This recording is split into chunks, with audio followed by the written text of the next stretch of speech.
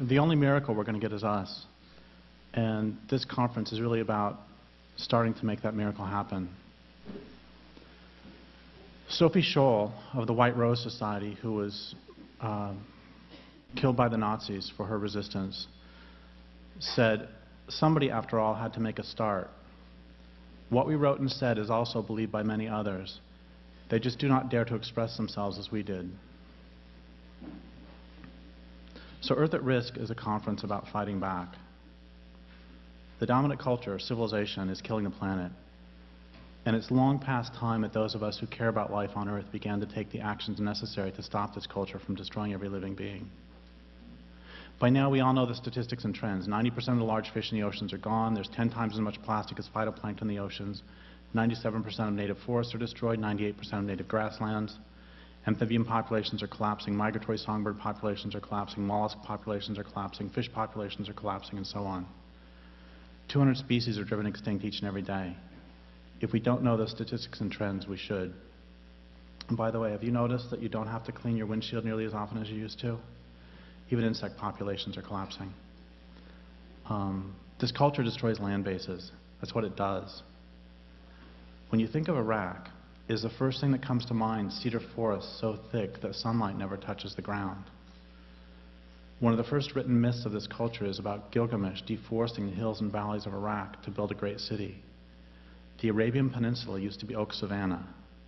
The Near East was heavily forested. We've all heard of the cedars of Lebanon. Greece was heavily forested. North Africa was heavily forested. I'll say it again. This culture destroys land bases. And it won't stop doing so because we ask nicely. We don't live in a democracy. And before you gasp at this blasphemy, ask yourself, do governments better serve corporations or living beings? Do judicial systems hold CEOs accountable for their destructive, often murderous acts? Here's a couple of riddles that aren't very funny. Question: what do you get when you cross a long drug habit, a quick temper, and a gun? Answer: 2 life terms for murder, earliest release date 2026.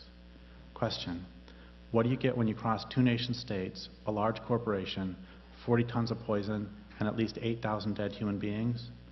Answer: retirement with full pay and benefits. That's Warren Anderson, CEO of Union Carbide, which caused the mass murder at Bhopal. Another way to say this is, what do you call someone who conspires to put poison in the subways of Tokyo? You call them a terrorist and you put them in prison for life. What do you call someone who conspires to put poison in the groundwater of the United States? You call them Dick Cheney.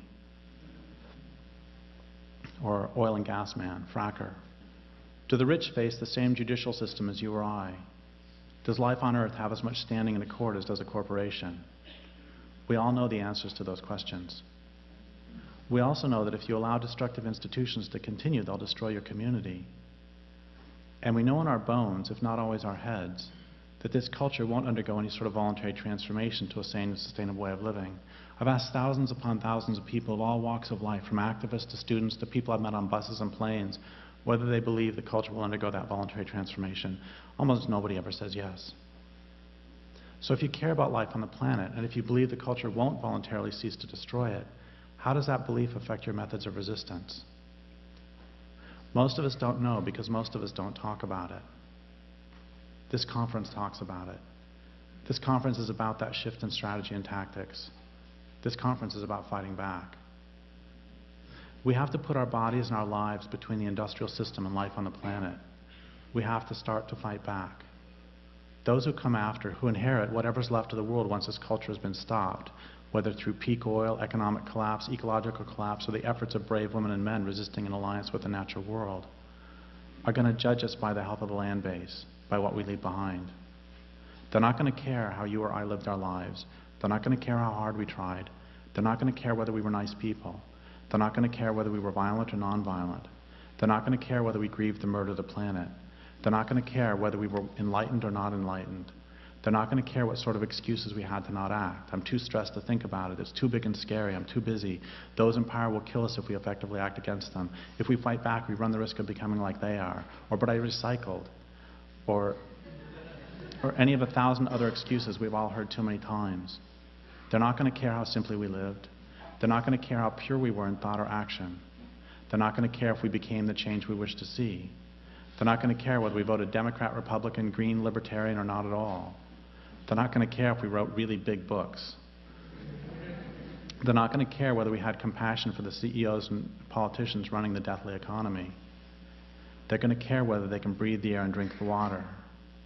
We can fantasize all we want about some great turning, but if the people, including the non-human people, can't breathe, it doesn't matter. Every new study reveals that global warming is happening far more quickly than was previously anticipated.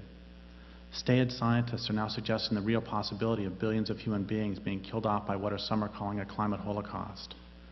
A recently released study suggests an increase in temperature of 16 degrees Celsius, that's 30 degrees Fahrenheit, by the year 2100.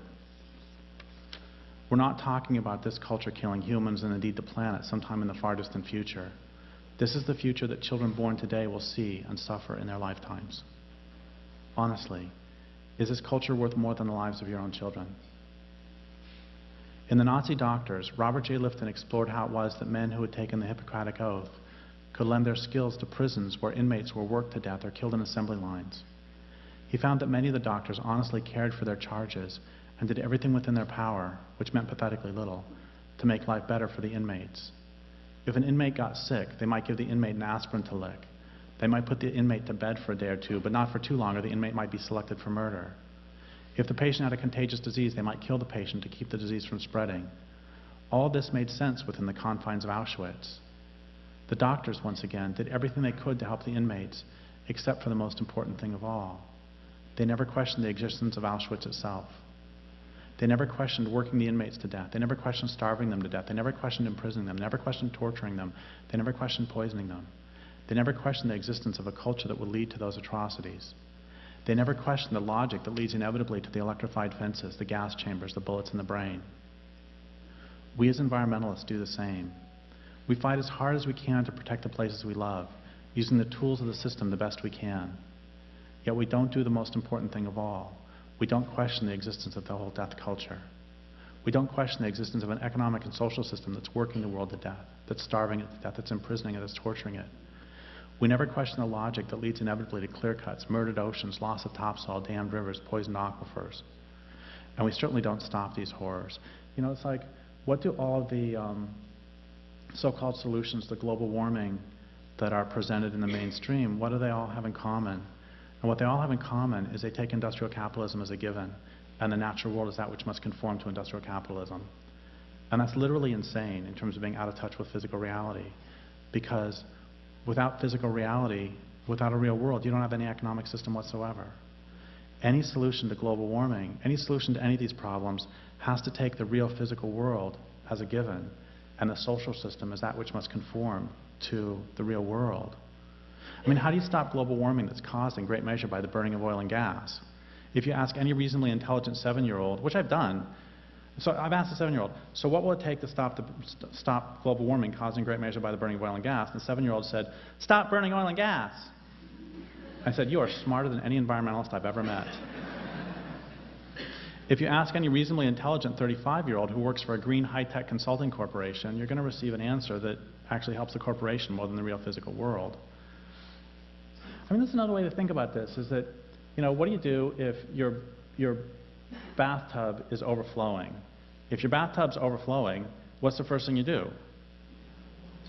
Turn off the tap, right? Well, actually, no.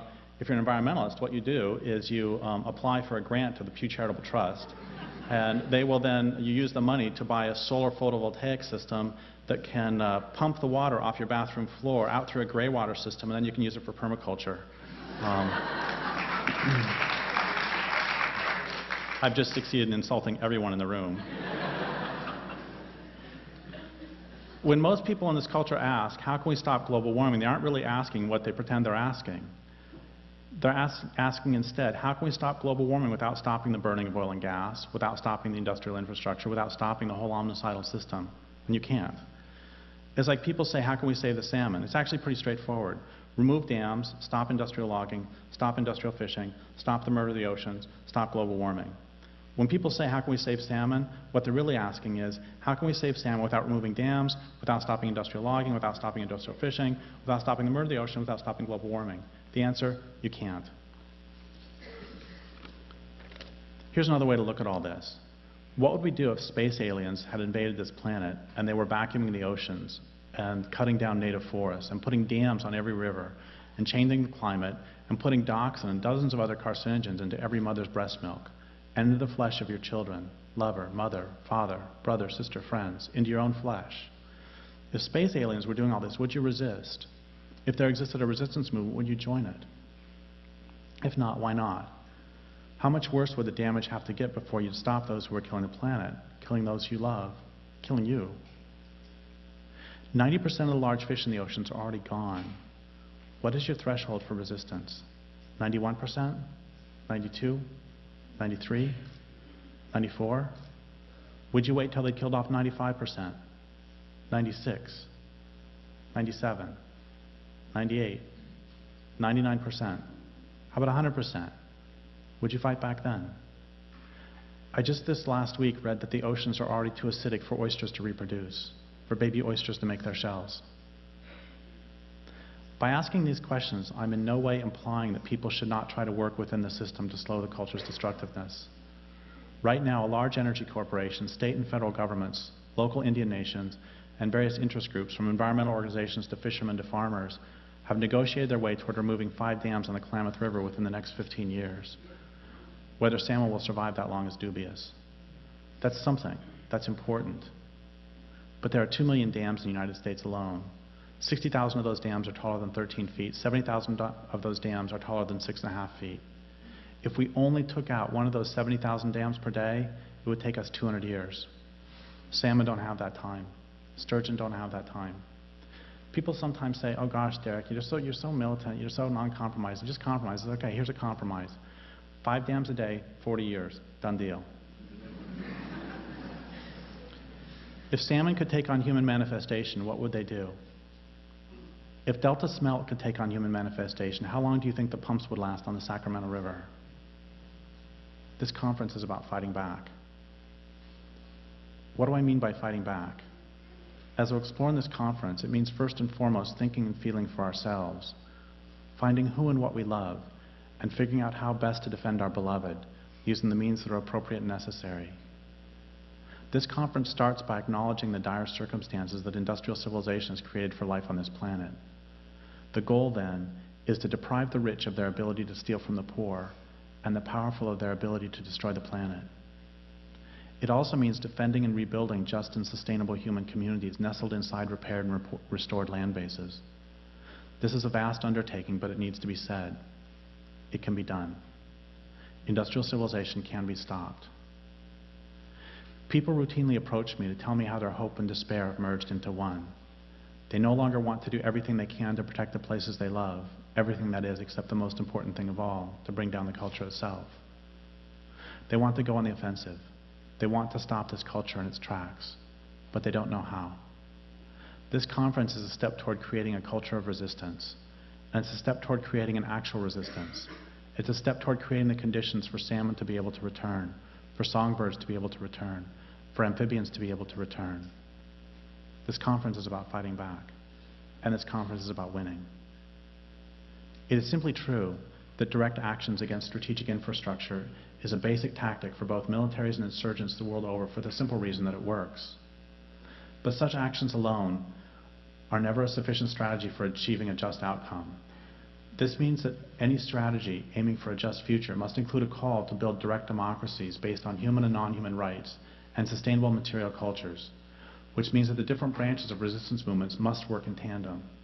The above ground and below ground, the militants and the nonviolent, the frontline activists and the cultural workers. We need it all. And we need courage. The word courage comes from the same root as coeur, the French word for heart. We need all the courage of which the human heart is capable, forged into both weapon and shield to defend what is left of this planet. And the lifeblood of courage is, of course, love. So while this is a conference about fighting back, in the end this is a conference about love. The songbirds and the salmon need your heart, no matter how weary, because even a broken heart is still made of love. They need your heart because they are disappearing, slipping into that longest night of extinction. And the resistance is nowhere in sight. We'll have to build that resistance from whatever comes to hand, whispers and prayers, history and dreams, from our bravest words and braver actions. It'll be hard, There'll be a cost, and in too many implacable dawns it will seem impossible. But we'll have to do it anyway. So gather your heart and join with every living being. With love as our first cause, how can we fail? Thank you.